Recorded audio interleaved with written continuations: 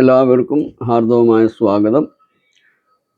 നമ്മളിന്നിവിടെ ഈ എപ്പിസോഡിൽ നമ്മളൊരു ഗ്രഹനിലയെപ്പറ്റിയും ആ ഗ്രഹനിലയുടെ ആ ഗ്രഹനിലകളിൽ സ്ഥിതി ചെയ്യുന്ന ഗ്രഹങ്ങളെപ്പറ്റിയും ആ ഗ്രഹങ്ങളുമായിട്ട് ബന്ധപ്പെട്ടുള്ള ദേവതയെ പറ്റിയൊക്കെയാണ് നമ്മൾ ഇവിടുന്ന് ചർച്ച ചെയ്യുന്നത്. അപ്പോൾ ഞാൻ ആദ്യമായിട്ടൊരു ഗ്രഹനില കാണിക്കുകയാണ്.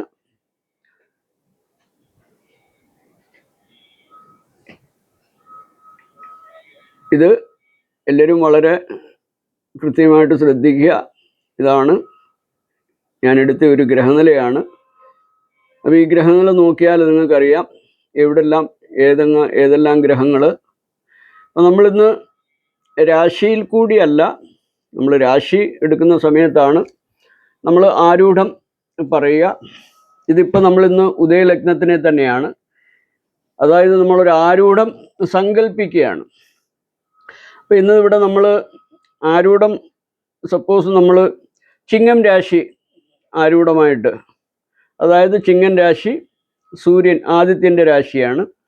അപ്പോൾ ഇവിടെ ചിങ്ങൻ രാശി ആരൂഢമായിട്ട് വരുമ്പം ഞാൻ കാണിച്ച തന്ന ഗ്രഹനിലയിൽ ചിങ്ങൻ രാശി ആരൂഢമായിട്ട് വരുമ്പോൾ ആരൂഢത്തിൽ കേതു ഗുളികൻ സ്ഥിതിയുണ്ട്. അപ്പം ആരൂഢത്തിൽ ഗുളിക കേതു സ്ഥിതി ചെയ്താൽ തന്നെ ആരൂഢത്തിൽ, അതായത് നമ്മളെ ആരൂഢം കൊണ്ട് നമ്മൾ പറയുമ്പോൾ നമ്മളെ തനുഭാവമാണ് ലഗ്നം അല്ലെങ്കിൽ ആരൂഢം. നമ്മുടെ അവനവൻ്റെ ശരീരം, അവനവനെ കൊണ്ടുള്ള ഫലം ആണ് നമ്മളവിടെ സ്പർശിക്കുക.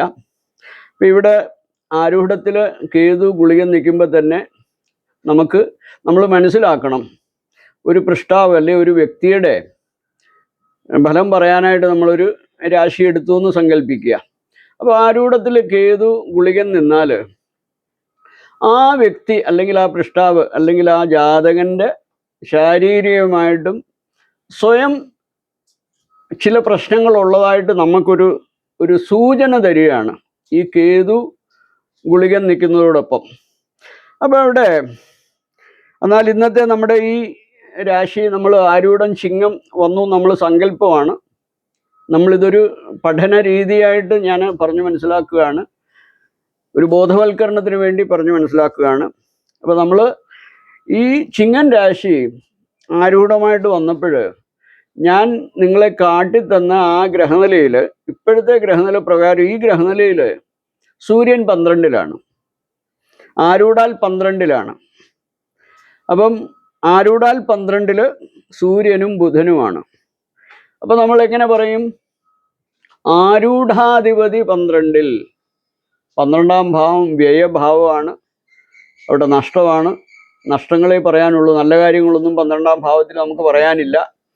അപ്പം തന്നെ നമ്മൾ ചിന്തിക്കണം, ആരൂഢാധിപതിയാകുന്ന ആദിത്യൻ 12-ൽ വ്യയഭാവത്തിൽ ബുധനുമായിട്ട് ചേർന്ന്. ഈ ബുധൻ ആരാണ്?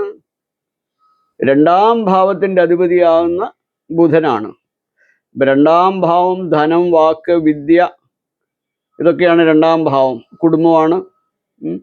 അങ്ങനെ നമ്മൾ നോക്കുമ്പോൾ ഈ 2-ാം ഭാവാധിപതി ആകുന്ന ബുധനെ കൂട്ടി ആരൂഢാധിപതിയാകുന്ന ആദിത്യൻ 12-ൽ വ്യയഭാവത്തിൽ. അപ്പം തന്നെ ആ 2-ാം ഭാവത്തിൻ്റെ ഫലത്തിന് ദോഷം വന്നു, ആരൂഢാധിപതിക്ക് ദോഷം വന്നു. അപ്പോൾ അങ്ങനെ നമ്മൾ ചിന്തിക്കുമ്പോൾ ഇനി ചിങ്ങൻ രാശി ആരൂഢമായിട്ട് വന്നിട്ട് അവിടെ തന്നെ സൂര്യൻ നിൽക്കുകയോ അല്ലെങ്കിൽ സൂര്യൻ്റെ യോഗമോ ദൃഷ്ടിയോ കേന്ദ്രമോ ഒക്കെ ഉണ്ടായിരിക്കുകയാണെങ്കിൽ, ഇവിടുത്തെ നമ്മൾ ദേവതയെ പറയുമ്പോൾ നമ്മൾ ശിവനെ കൊണ്ട് തന്നെയാണ് നമ്മൾ പറയേണ്ടത്. എന്നുവെച്ചാൽ ഇവിടെ അങ്ങനെയുള്ളൊരു ബന്ധം വന്നിട്ടില്ല. 12-ലാണ്. ഞാൻ പറഞ്ഞല്ലോ, സൂര്യൻ്റെ രാശി അല്ലെങ്കിൽ സൂര്യൻ്റെ ഇതും പ്രകാരം 7-ലേക്കൊക്കെ പ്രഥമ ദൃഷ്ടി. ഇവിടെ 7-ലല്ല സൂര്യൻ നിൽക്കുന്നത്, 12-ലാണ്. അപ്പോൾ അങ്ങനെയൊക്കെ വരുന്ന സമയത്താണ് നമ്മൾ ഈ ദേവതയെ കൊണ്ട് ചിന്തിക്കുന്ന കാര്യമാണ് ഞാനിവിടെ സ്പർശിക്കുന്നത്. ദേവതയുടെ കാര്യങ്ങളാണ് നമ്മളിവിടെ പറയുന്നതും ഈ എപ്പിസോഡ് അതിനു വേണ്ടിയുള്ളത്. അതായത് ഞാൻ ആദ്യമേ പറഞ്ഞു, ഗ്രഹനില എടുക്കുമ്പോൾ അല്ലെങ്കിൽ രാശി എടുക്കുമ്പോൾ വരുന്ന ആരൂഢവും ആ ഗ്രഹസ്ഥിതികളെ കൊണ്ടും നമ്മൾ ദേവതമാരെ ചിന്തിക്കുന്ന സമ്പ്രദായമാണ് ഞാൻ ഇവിടുന്ന് പറയുന്നത്. അപ്പോൾ ഞാൻ പറഞ്ഞു, സൂര്യന് ബന്ധമോ ദൃഷ്ടിയോ ഒക്കെ വന്നു കഴിഞ്ഞാൽ സൂര്യൻ്റെ ആ പ്രശ്നകൃത്യം നമ്മൾ ചിന്തിക്കുമ്പോൾ, ദേവതയെ കൊണ്ട് ചിന്തിക്കുമ്പോൾ ഞാൻ ഈ പറഞ്ഞ ഭാഗങ്ങളിലൊക്കെ വന്നിരുന്നിട്ടുണ്ടെങ്കിൽ ശിവനെ കൊണ്ട് ബന്ധപ്പെടുത്തി നമ്മൾ പ്രശ്നം പറയുകയാണ്. അപ്പം 2 ചൊവ്വയാണ്. രണ്ടാം ഭാവം ധനം ഞാൻ പറഞ്ഞു കഴിഞ്ഞു. വാക്ക്, വിദ്യ,